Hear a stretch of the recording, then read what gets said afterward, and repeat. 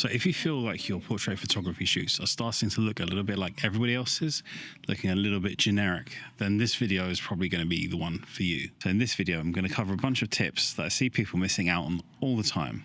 And I hope it helps you guys. Let's get started. So my first tip for you is about pre-production.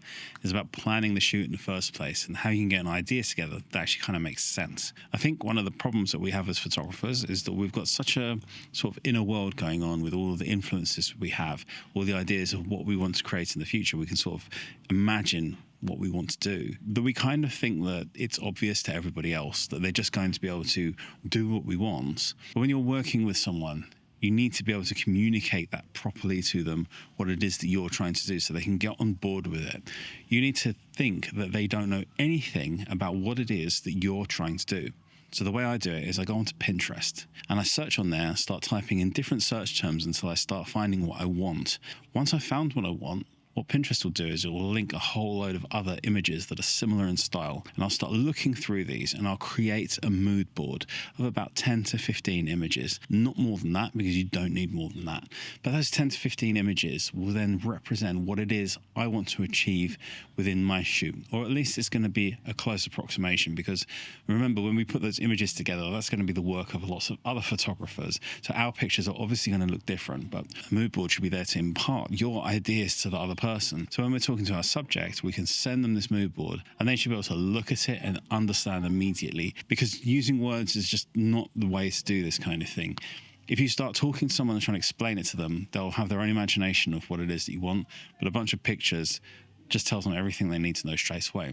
But what you should do is start thinking about the kinds of colours and patterns that would or would not work with the type of shoot that it is that you're trying to do, and then convey that to your model. You have to understand, though, that your model's only going to have a limited wardrobe. Like, the same thing for you. If someone said to you, hey, I only want you to turn up in yellow, you're probably in trouble. I mean, maybe not. Maybe it's different for you. Maybe you've got a wardrobe of yellow. But you see what I'm saying? It might be difficult for that person to do this. But normally what I would say to people is I want neutral.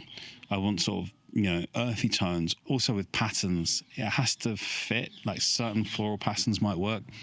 But I don't want really crazy patterns that are going to distract, because in a portrait shoot, what we have to remember is that the portrait shoot is about the person and the mood and the environment. And depending on how you do it, obviously there's variety within all of that. But it's not a fashion shoot. So what's the difference between a fashion shoot and a portrait shoot? Well, a fashion shoot is about the clothing, and then that's different. But a portrait shoot is about the person. And you can expand or change the parameters of that as you want, but your model and you need to know what the look is that you're going for, and you need to get that across to your model, what it is you're trying to achieve and what's going to be an acceptable type of clothing. You just have to bear in mind that people don't have an extensive wardrobe of stuff, so it's probably going to be a little bit limited. Okay, so my next tip is going to be about lighting. Lighting, this one's really interesting for me, because when I see people doing lighting, they have usually one lighting setup, and that is the lights at 45 degrees to take the picture. Now, this can be indoors and outdoors, but I'm kind of more going on studio photography right now, but it can apply to both. You have to sort of accept that if your lighting is the same as everybody else's, your pictures are probably going to look very similar to everybody else's.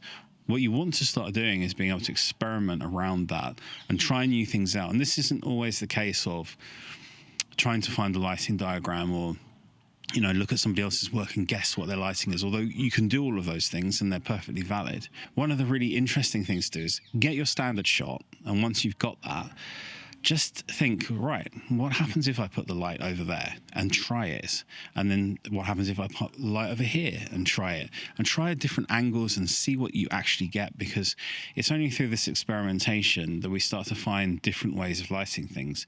Like in this picture here, this is a really more unorthodox lighting setup, and it probably wouldn't fit into your textbooks on lighting, but I learned my lighting based off doing the textbook stuff and then changing it, pushing it further around, changing the angle, bringing it further down, those kind of things. You see what works, and you see what works on the day, and different face shapes and poses and positions that you put people in can take different lighting setups. That leads me on to my next point, is that you should start thinking about, you're trying to create a mood a look. And you may feel that you don't know how to do that yet. And that would be because you haven't experimented enough yet. You don't know what's going to appeal to you until you do it.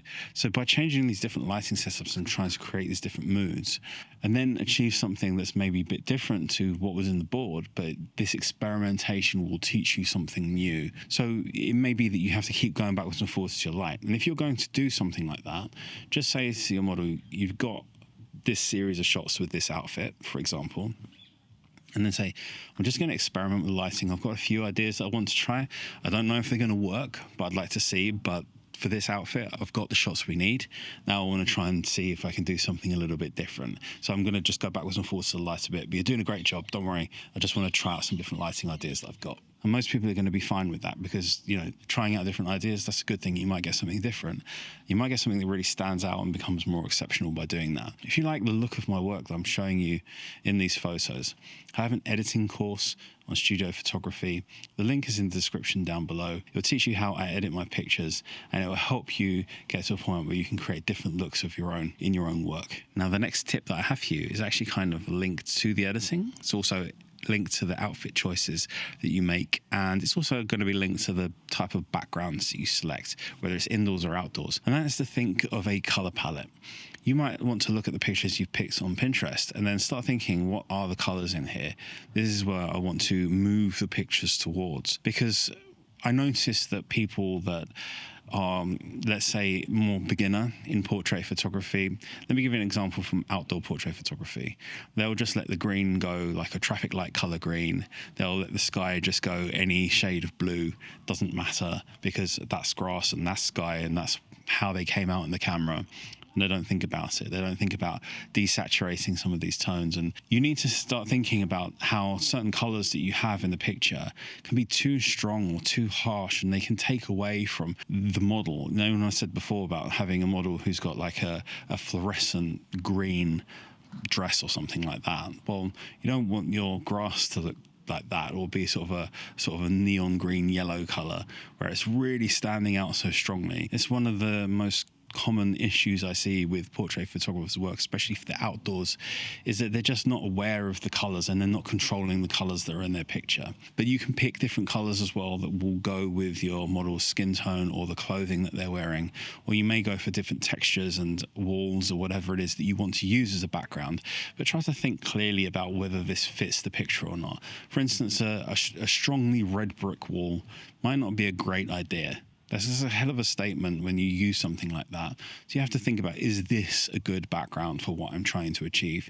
Does it really make sense, or am I just picking something because it's flat? You should be trying to work all this stuff out beforehand, so by the time you get to the actual shoot, if it's outdoors or indoors, you know the kind of backgrounds that you're either looking for or going to select for that shoot. So you can make it consistent. It makes sense visually. So try to tie the whole color palette together in the picture. And when you're working, you should be looking at your pictures in the camera and saying, is this coherent? Is this cohesive? Does this work? You know, even just from the color perspective and the lighting as well, is it all tying together properly? And that will help you make a more professional looking shoot. And the last tip is really about the gear. It's just stop worrying about that. It's all about the ideas, the concepts, and being able to execute them. It's not really so much about the camera gear that you use. When you see a lot of photographers that are using different types of camera systems and getting different looks, and if you like their work and you think that, like even if you liked my work, if you think, oh, I really like the way he takes pictures, the camera system and gear has some small influence on it, but it's a really small amount compared to the amount of pre-production and planning and so on that goes into a photo shoot to make it look the way that it does. I hope that makes sense, and I hope you've enjoyed this video. Like, subscribe, leave me a comment. See you again in the next video. Take care. Bye-bye.